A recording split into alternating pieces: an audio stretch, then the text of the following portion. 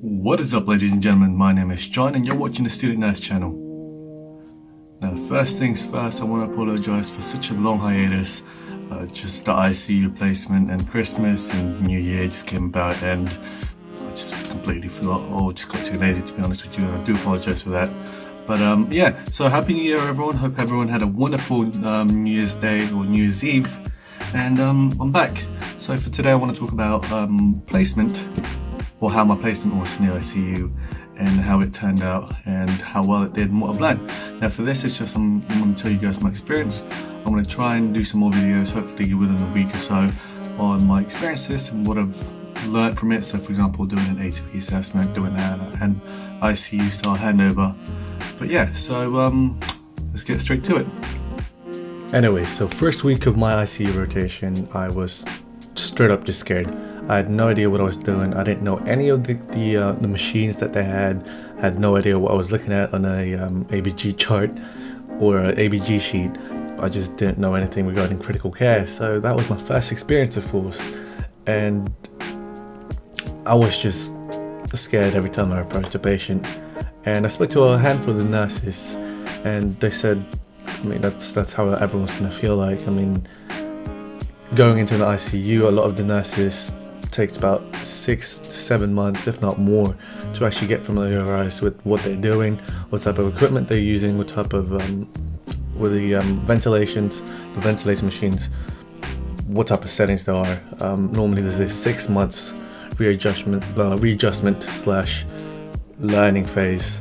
So for a student to be there for 6 to 10 weeks, you're not really gonna learn, or not learn, but you're not gonna take in everything in that such small period of time. So that kind of got me that kind of got me reassured, and I'm like, okay, I can kind of ask questions and everything.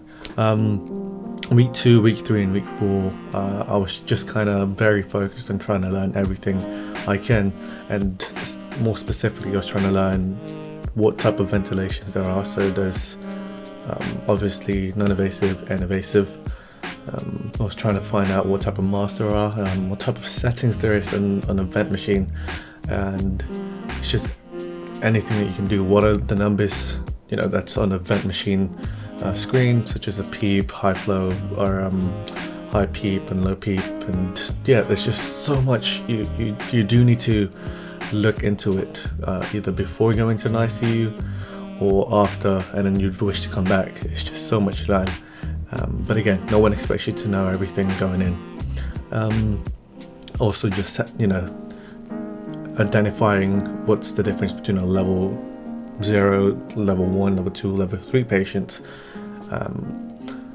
because there will be, or from my experience, there was base of level 2s and there's side rooms or individual cubicle for level 3s. Now, depending on your hospital, you may have level 1s all the way to 3s.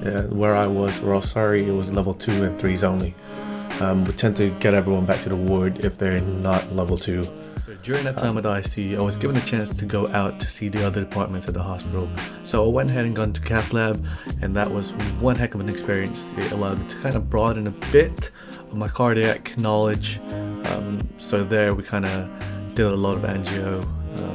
We put in a pacemaker, and we also put in one of those electronic defib machines, just in case the heart's acting weird, or the heart's having an arrhythmia. It kind of kicks it back in.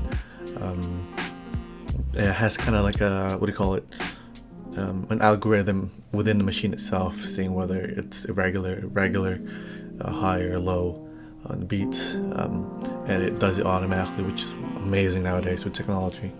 We also got positive for trying to find the word.